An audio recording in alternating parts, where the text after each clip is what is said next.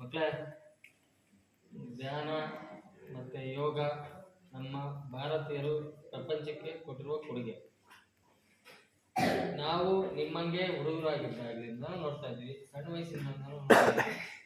ಪ್ರಪಂಚದಲ್ಲಿ ಬೇರೆ ಬೇರೆ ದೇಶದವರೆಲ್ಲ ಬಂದು ನಮ್ಮ ಲುಂಗಿ ಉಟ್ಕೊಳ್ಳೋದು, ನಮ್ಮ ಕಾವಿ ಹಾಕೊಳ್ಳೋದು, ರುದ್ರಾಕ್ಷಿ ಹಾಕೊಳ್ಳೋದು, ಅವರು ಯೋಗ ಮಾಡೋದು, ಧ್ಯಾನ ಮಾಡೋದು, ಇದನ್ನೆಲ್ಲ ಮಾಡ್ತಾರೆ.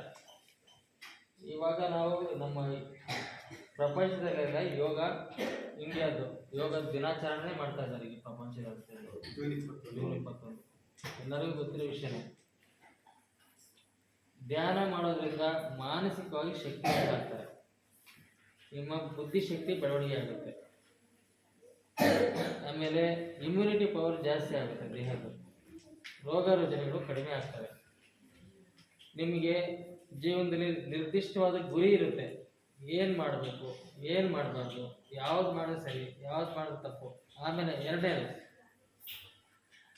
ಸಾಮಾನ್ಯವಾಗಿ ಜನಗಳನ್ನ ನೋಡಿ ಜಂಜಾಟ, ಒತ್ತಡ, ಗಂಟೆಗೆ ಮಾತುಗಳು ಚೇಂಜ್ ಆಗ್ತಿರ್ತಾವೆ. ಅವ್ರ ಮಾತುಗಳು, ಬಿಹೇವಿಯರ್, ಅವ್ರ ನಡತೆ, ನಿತ್ತಲ್ಲಿ ನಿಲ್ಲಲ್ಲ, ಕೂತಲ್ಲಿ ಕೂರಲ್ಲ, ಮಾನಸಿಕವಾಗಿ ನೆಮ್ಮದಿ ಇರೋದಿಲ್ಲ ಅವರಿಗೆಲ್ಲ. ಇದೆಲ್ಲದರಿಂದಲೂ ಮುಕ್ತಿ ಸಿಗುತ್ತೆ ಧ್ಯಾನ ಮಾಡಿದ್ರೆ. ನಾನು ನಿಮಗೆ ಹೇಳ್ತಾ ಇದ್ದೀನಿ, ನಾನೇ ರೂಢಿಸ್ಕೊಂಡಿಲ್ಲ ಇದನ್ನು, ನನಗೆ ಅವಕಾಶ ಆಗಿಲ್ಲ.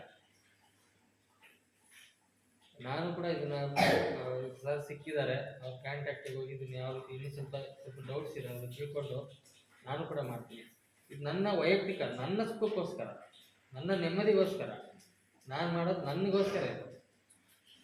ದುಡ್ಡು ಮಾಡ್ಬೋದು, ಇನ್ನೇನೋ ಮಾಡ್ಬೋದು, ಅವ್ಯಾವುದೂ ನಮಗೆ ಸಿಗಲ್ಲ, ಖುಷಿ ಕೊಡಲ್ಲ ಅವೆಲ್ಲ, ಆ ಕ್ಷಣಿಕ ಅವೆಲ್ಲ. ನಾವು ಏನಾದರೂ ಈ ಥರ ಸಾಧನೆಗಳು ಮಾಡಿದ್ರೆ ನಮ್ಮ ಮನಸ್ಸು ಚೆನ್ನಾಗಿರುತ್ತೆ, ದೇಹನೂ ಚೆನ್ನಾಗಿರುತ್ತೆ, ನಾವು ಮಾಡೋ ಕೆಲಸದಲ್ಲಿ ಇಂಟ್ರೆಸ್ಟ್, ಇನ್ವಾಲ್ವ್ಮೆಂಟ್ ಜಾಸ್ತಿ ಆಗುತ್ತೆ, ಸಕ್ಸಸ್ ಸಿಗುತ್ತೆ ಲೈಫಲ್ಲಿ. ನೀವು ಸಣ್ಣವರಿದ್ದೀರಿ, ನಿಮಗಿದು ಒಳ್ಳೆ ಅವಕಾಶ. 15 ನಿಮಿಷ ಮಾಡೋಕ್ಕಾಗಲಿಲ್ವ, 10 ನಿಮಿಷ, 5 ನಿಮಿಷ, ಇದನ್ನು ಈಗ ಪ್ರಾಕ್ಟೀಸ್ ಮಾಡ್ತಾ ಹೋಗಿ. ಎಲ್ಲೋ ನೀವು ಸಿಂಗಲಾಗಿ ಕೂತ್ಕೊಂಡು ಆ ಗುರುಗಳ ಫೋಟೋ ನೋಡಿಕೊಂಡು ಇನ್ವಾಲ್ವ್ ಆಗಿ, ಮುಂದೆ ನಿಮಗೆ ಫ್ಯೂಚರ್ ಇರ್ಬೋದು. ಹೇಳಿದ ಸತ್ಯನೋ ಸುಳ್ಳೋ ಗೊತ್ತಿಲ್ಲ, ಆದರೆ ಧ್ಯಾನದಲ್ಲಿ ಶಕ್ತಿ ಇದೆ. ಗುರುಗಳ ಬಗ್ಗೆ ನಮಗೂ ಗೊತ್ತಿಲ್ಲ,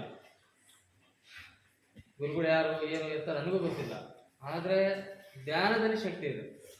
ನೀವು ಧ್ಯಾನನ ಮಾಡಿ, ನಿಧಾನ ಯಾರಿಗೆ ಗೊತ್ತು, ನಾಳೆ ಗುರುಗಳು ಸಾಕ್ಷಾತ್ಕಾರ ನಿಮಗೂ ಆಗಿ ಗುರುಗಳು ಕಾಣ್ಬೋದು, ಮಾತಾಡಿದ್ರು ಮಾತಾಡ್ಬೋದು. ನಾವು ಫಸ್ಟು ನಮ್ಮ ಕೆಲಸ ಮಾಡೋಣ, ನೋಡೋಣ ಗುರುಗಳು ಕಾಣ್ತಾರೋ ಇಲ್ಲ, ಆಮೇಲೆ ನೋಡೋಣ. ಆಯಿತಾ? ಎಲ್ಲರಿಗೂ ಒಳ್ಳೇದಾಗಲಿ. ಸರ್ಗಳಿಗೆ ಎಲ್ಲರಿಗೂ ಹೊಂದಿಸ್ತೀನಿ. ನಮಗೆ ಒಳ್ಳೆ ಎಕ್ಸ್ಪೀರಿಯನ್ಸ್ ಕೊಟ್ಟರು, ಚೆನ್ನಾಗಿತ್ತು ಧ್ಯಾನ. ನನಗೆ